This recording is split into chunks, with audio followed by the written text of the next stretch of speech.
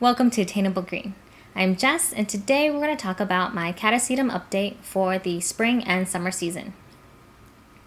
This year I'm trialing a couple of different setups, and I'm going to be breaking down this update into several parts. The first part of this series is going to talk about my Catasetums that are in a semi-hydroponic setup.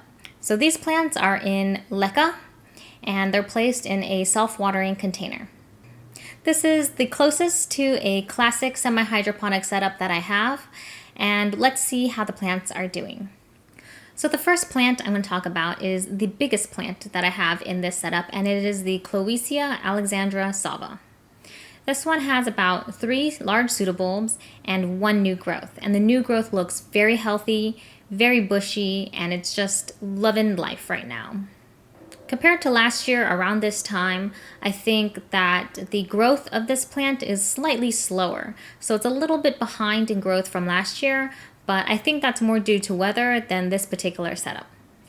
The second plant is the Northen Grapefruit Pink. Now this is the oldest Catasetum in my collection, and it kind of started me onto this craze collecting Catasetums. This plant has about 4 to 5 pseudobulbs. Half of them are pretty small, and I think the smaller bulbs are starting to degrade, and it looks like one of them is starting to rot out. So that will probably be removed. But currently it has 2 growths, 1 larger one and 1 smaller one. Once again, around this time compared to last year, these growths are slightly behind, but I have good confidence that they will continue to grow and plump up. The next plant is the Morm Painted Desert crossed with Catasetum Melana Davison. Now this one has about 2 bulbs and 1 new growth, and the new growth is looking very healthy and very strong. The only problem with this particular plant is that I kind of potted it a little bit too high, and the roots aren't touching the media. So I think I might have to put a little bit of sphagnum moss around the root zone to encourage the roots to grow downward. Also, I need to protect this plant from snails so that they don't munch on those new roots. The last plant is the Morm Wild Rainbow crossed with Morm Nitty Gritty Darkness. Now, this plant has 3 bulbs and 1 new growth, and it looks like there's 2 little nubbins on another pseudobulb, so we'll see what happens with those at a later date. 1 bulb rotted out, so I had to remove it, but so far it looks like everything looks pretty healthy. All of these plants are outside in my humidity tent. I'm hoping that the extra boost of humidity will prevent spider mites and that it will encourage new growths to come out clean. So far, I haven't had any issues with them.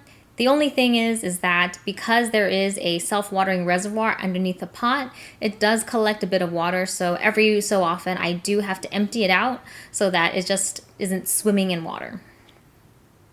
I'm watering these plants almost every day or every other day, and that's probably a little overkill since there is a reservoir, but I'm watering them with all of the other plants. So when everything else gets watered, it also gets watered. So for fertilization, I'm using the NutriCoat slow release fertilizer, and so far I'm seeing pretty good results, and it keeps everything pretty low maintenance for me.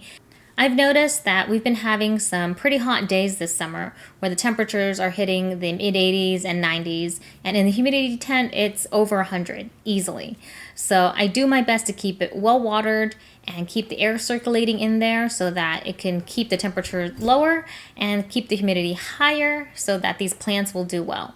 Right now they get about 6 to 8 hours of sunlight, and it seems to love it. I haven't noticed any issues, and because they are so well hydrated, I'm not seeing any sunburns, I'm not seeing any dehydration problems. So far I'm really liking this self-watering LECA setup. So that's what my Catasetums are doing in the semi-hydroponic setup. In future videos, I'll talk about how they're doing in the PET method and in the regular moss method. Well, that's it. Thank you so much for watching. If you like this video, please give it a thumbs up. Subscribe to my channel, Attainable Green, for all the latest updates. And hit the bell so you never miss an episode. Bye!